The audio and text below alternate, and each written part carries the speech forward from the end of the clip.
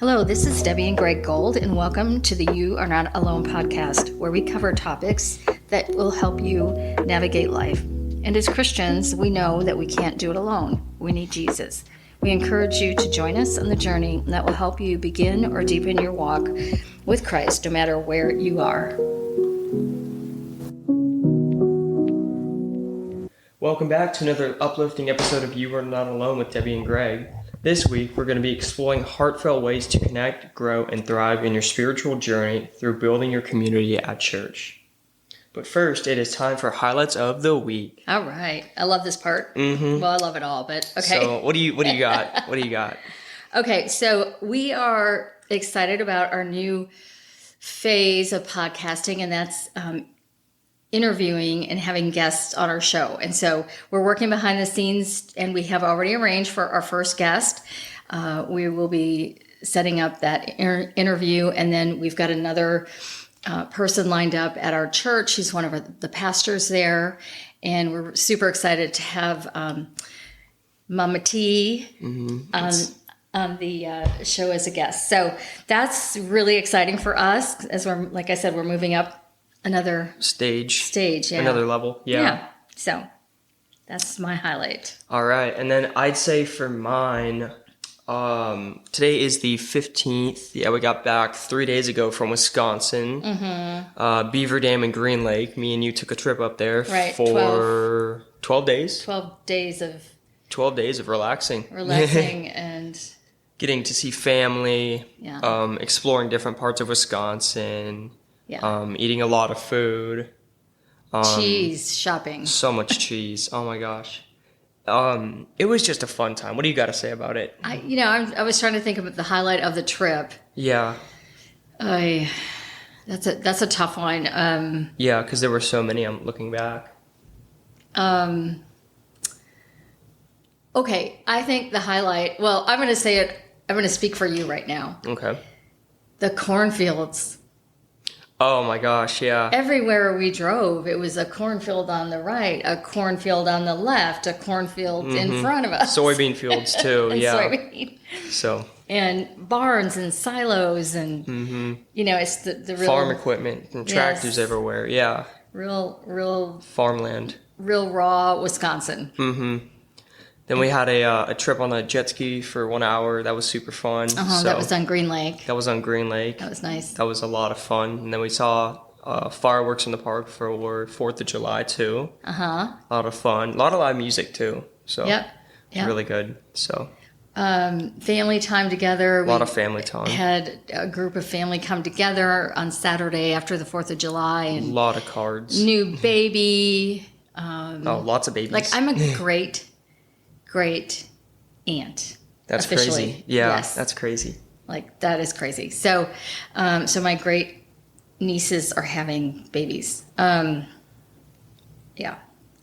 still can't wrap my head around that quite yet. But lots of family, lots of card playing, lots of catching up, laughing, telling stories, reminiscing, and it was just cards. relaxing. We play a lot of cards. Euchre is a big game there.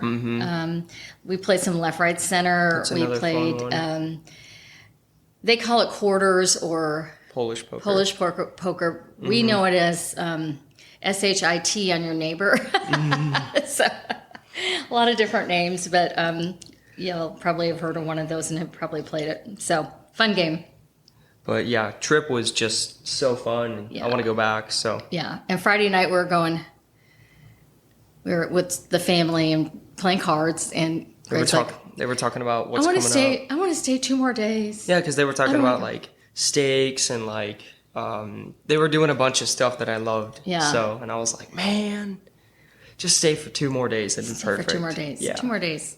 Anyway, it was a great time. That was my highlight of the week. Yeah, if you get a chance, I mean, Wisconsin, there really is a lot to do. I feel like there never used to be, and we've just, discovered a whole new world up there. And I grew up there, and so yeah, it's really, really beautiful, and the weather was perfect. It really was, yeah. So, well, let's get to the show, I guess. The topic. All right. Today we're going to look at 2 2 opportunities that we can build our community through our church participation. And the first one is going to be joining a Bible study or a small group. And the second one is serving in your church. Mm-hmm. And so let's go ahead and talk about the first way, which is plugging yourself into a Bible study or a small group. So what's the difference between, let's talk about kind of what that means and what kind of the benefits are of that. And then we can talk about what's the difference between a Bible study and a small group. So I think joining the group this is my experience, joining a group for the first time can feel like stepping into a whole new chapter of your faith, or a chapter of even brevity. Just, it's kind of scary.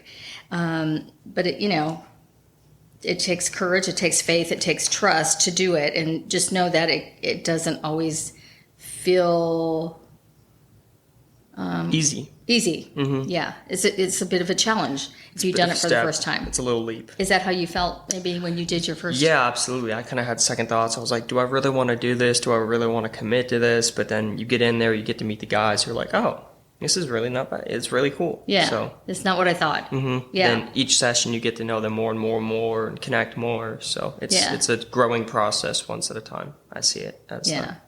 So it can be scary, but I think you're saying take that first step forward, mm-hmm. and then hopefully you won't take 2 steps back. Meet a couple, as the saying goes. Just meet a couple people, and then you'll see them again next week, and then meet some more people, and then by the end you'll have a full circle. Yeah. So. Cool.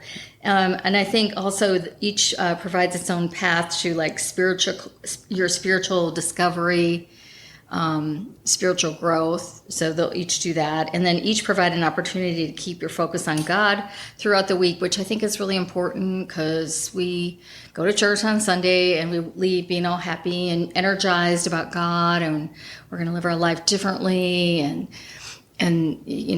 kind of, being on a high from the message that the pastor gives. So just having, this kind of gives you another opportunity to stay grounded. It keeps you in the loop. Yeah. When I was doing my first small group, we had a booklet, and then each session we'd have to do chapters, chapter 1, chapter 2, chapter 3, and there'd be little meetings or homework in there, and mm-hmm. versus you got to fill out reflections and stuff like that. And it just kept you in the circle. So yeah, right. Kind of like homework, like you said. Yeah. So.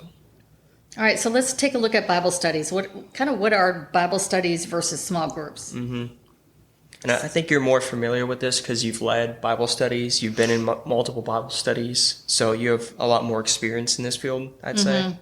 Yeah, so I think Bible studies are more structured. It's like a teacher-student kind of thing, where when we had Bible studies, or I would do Bible studies in my home, I'd sort of be in front of the group and I'd be teaching, and then we would have some, conversation and prayer time and things like that too. But how would you structure them? Would it be like through word of mouth, or would it be through the church, or would it just be through friend groups?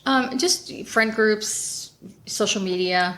Various. In home, I wouldn't have probably more than 12 because the seating availability. Yeah, right. But I was in a Bible study in the area, and she had like probably 30 people that showed up. Yeah, it was a big Bible study. But again, I think that feels like can you really share? Do you feel comfortable? Was that through word of mouth, or was that through a church, or was that? How do you find that? How did I find out, or how did she? Or did she reach out to you, or did you reach out to her? It was just people she had done them over and over, a couple a year, and it was just people inviting me in, and then I would invite friends in. Because I'm curious, like how do people find Bible studies? How do people get connected in that? Mm-hmm. So so it's through church, or it's like the friends, our neighbors. Our neighbors mm-hmm. are. Everyone's always looking for a Bible study or telling them about a Bible study, mm-hmm. That kind of thing. Okay, interesting. So that's kind of that's that point. So I think with a Bible study too, we dive deeply into topics like, for example, the the Bible, books of the Bible. Certain books. Yeah. Genesis, whatever. Matthew, Mark, Luke, John.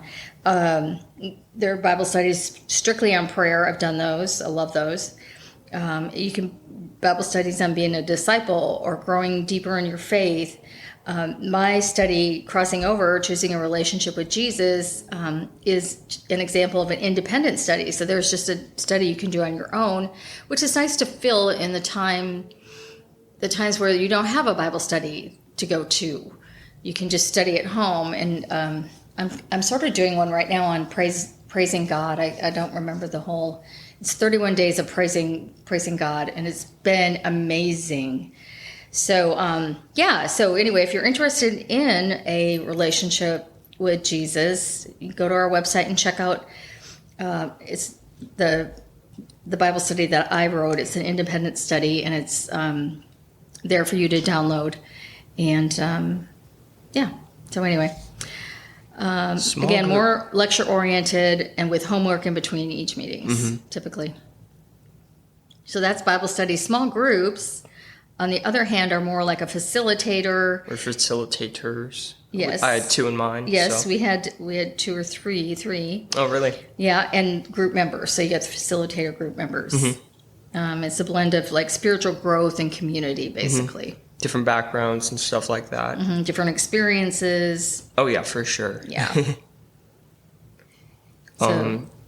And it allows individuals to journey together while exploring their faith, engaging in deep discussions, and cultivating meaningful relationships. It's so true, because I walked in there for the first time and I didn't know any of the guys. I didn't know their backgrounds. I didn't know their history. I didn't know their pros, their cons, their vices, what they're struggling with, what they believe in, how deep in the faith they are. I knew nothing about them, and as time went on, got to know a lot more. So you got to hear the good, the bad, the ugly, and it was just really interesting to learn a lot about a bunch of people I never met before. So, and now we stay in touch constantly. So and through that, you're just walking your journey together in your faith, and I love that. Yes, and like you said, engaging in deep discussions. Sometimes it can be really light, and sometimes it can be really heavy topics. So. Yeah, and we did the freedom group together, but separate. I'm in the women's, you're in the men. But tears. Oh my gosh. Yeah. I think it was my second meeting, and I just broke down in tears over something. And so, it's just, you get really connected and close to people and feel comfortable with people. And then as lessons are presented by the facilitator or facilitators, truths are revealed to members about their daily lives, providing clarity and direction. So you get to know, like I just said, so much more about people, what they're going through, right? Who they are, what they're dealing with, what they could be working on, what they need prayer for. So, but and not only that, but yourself. You get to really spill it out and let them know. Get some clarity and direction on what's going on, in your heart and your world. And then it's open discussions too, which allows members to share experiences, different perspectives, making a sense of belonging and support to each other. So, I mean, there'd be times where, half the group would be, a discussion like pre-oriented, and then half of it would just be free time, open discussion. So, and it would just be on and on and on. Sometimes we go over. So that was ours too. That was our format. And you get to share your joys, your struggles in a safe, supportive environment, removing all the fear of judgment. So and you do feel that, because what I got out of that particular group, because we're talking about it, everyone's in the same mindset. Everyone has probably gone through what you've gone through. Nobody's judging. And no judgment. It is the best place to be. Everyone's listening. They're not judging. Yeah. So. And there's typically homework in these groups, which there should be. That's what keeps you connected, in the Word and with God during the week. But it also provides like an opportunity to serve others, through just listening and giving prayer to people. And just, I remember just sitting with people praying, and people praying with me sometimes. It's just, you get to serve and love and give out acts of kindness. I mean, it's just there's so much beauty there. You're just serving and living by the word just by being in a group like that. It's just, I mean, God made them for that reason, right? Yeah. So I think we wanted to talk a little bit about, Greg, giving some sample groups that were going on this past summer at our church at City Reach. City Reach, sorry. So just to give you some, I guess, some examples.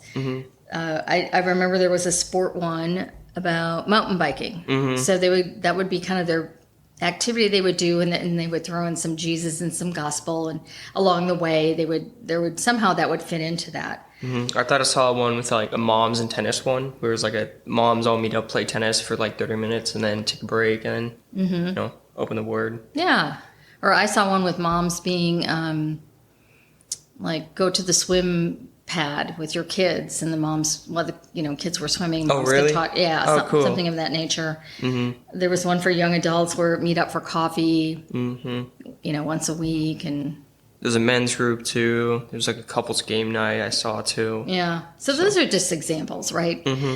There's many more that they do in the summer, and the fall is coming up, and I'm super excited about that. They're getting ready to launch that in September, but there's a lot. Yeah, we're just trying to give you examples of different opportunities that could be out there at your church, wherever you are. There's so many choices. All right, so that's it, I think, with groups. The other way is to serve at your church. That's another way to build community. In Philippians 2, verses 3 through 4, it says, "Do nothing out of a selfish ambition or vain conceit. Rather, in humility, value others above yourself, not looking to your own interests, but each of you to the interest of others." Love that. I need to memorize that verse. So good. Yeah. So we are called to serve, not out of obligation, but as an expression of love and gratitude toward God. We want that to come from our heart, not like, I have to go do this because it will make God happy. It's more like, you'll get, if that's where you are in the start of your faith, maybe that's where you are, but you will get to the point where I want to go serve because I'm doing this for the Lord. I'm doing it for your community. The community, his purpose, all of that. And you just feel connected. Yeah. So serving at church, really, it's really an opportunity to contribute to spiritual growth, the spiritual growth of others, which is what I've discovered, while deepening my own connection with God. And so part of why we're doing this podcast too is that I write scripts, you give feedback. I mean, that is growing our faith. We are learning every time we put a script together. And I love that. And for me, that is what I feel like I've been called to do. But when we serve others, we contribute to our own spiritual growth, as well as helping other people. And some opportunities in serving, I know at our church, like Greg, you're in the parking lot, and you're pointing cars in the direction they need to go, and you're probably jumping up and down out there because that's what they do. Getting the first timers to where they need to be, handicapped people too. Yeah, all that good stuff. Yeah. And I serve in the Welcome or Connect Center. So when we have new people that are the first time there, they're encouraged to come see us by the parking lot volunteers or by the announcements in the service. Come see us. We have a gift. We have a gift for them just for coming to visit us. But then we, chat with them and we find out, how did they feel and what was it like for them, and did they want to get connected with some small groups? And we just, answer questions, and it's like a really cool place to be for me. There's maintenance, there's childcare. We've got, the worship team, we've got media. I don't know what else. People that usher. And then there's really a place for everyone, and I'm sure I'm just hitting the highlights of Reset team as well. Oh yeah, we do Reset. Yeah, that means we go in and replace all the information that's in the seat backs of the chairs.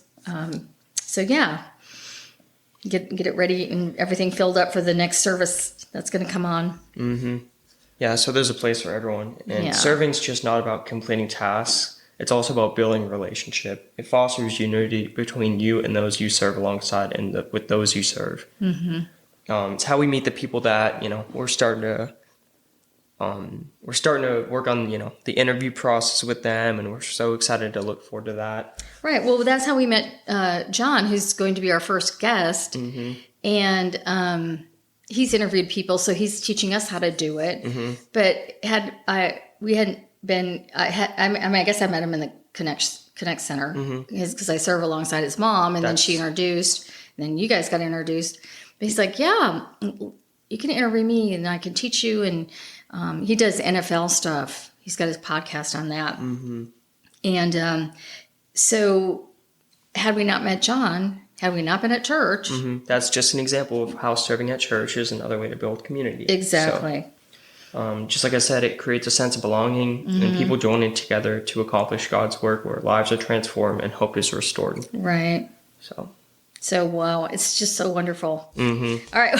I just hope this has been helpful or has helped to inspire you to get connected at church, because I'm just getting excited. We've come off a 12-day vacation, but we haven't really been in church for about 2 weeks and serving and doing all the things we do besides just going to church. So I'm super excited to get back in on Sunday.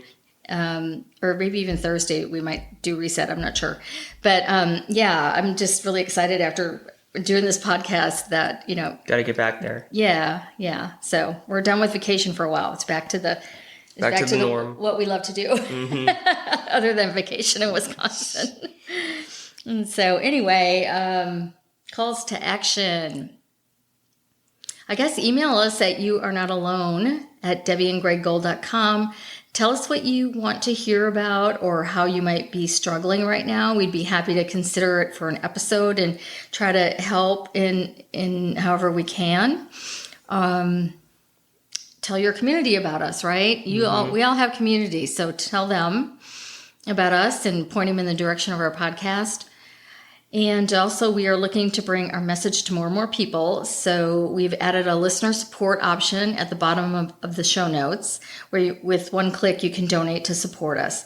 And by supporting us, you are being the hands, feet of Jesus. And we would really appreciate that. And I know Jesus would too. And your generosity is helping us help others come to and continue to grow in relationship with Christ. And, this Christ thing, it's not about religion. It's really about a relationship. So God bless you for considering. All right. That is our show for today. If you haven't already done so, please visit our website at debbieandgreggold.com. Subscribe. And we'll see you back here soon. Thank God. Thank you, God, for this episode. Remember, Jesus is always with you. You are not alone. We love you and make it a great day. Yes. Ditto.